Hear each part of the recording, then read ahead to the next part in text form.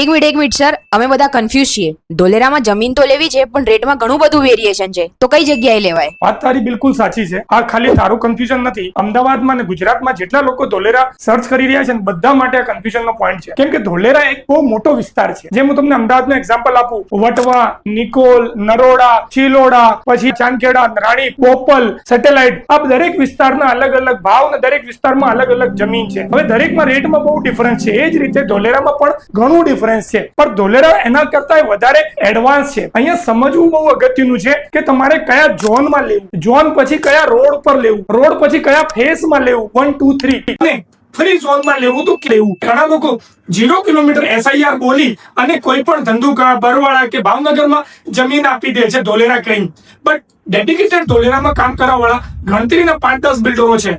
તો તમારે આ વસ્તુ સમજવી પડશે, અને તમને સમજણ હજી નથી પડી રહી તો તમારા માટે એક જ સોલ્યુશન છે અમદાવાદની અંદર જીવન યુનિવર્સલ ડેવલપર પર આવતા રહો. કોઈ ચાર્જીસ નથી, તમને આખી વિઝિટ ફ્રીમાં કરાવશું અને ડિટેલમાં ધોલેરાની જાણકારી આપશું, કોઈ પણ ચાર્જ વગર. પછી તમે તમારી બુદ્ધિથી, સમજણથી આપણું જીવનનું સક્સેસ, હાર્ડ કમાણીનો પૈસો ક્યાં નાખવાનો છે એનું નિર્ણય લો. Good luck.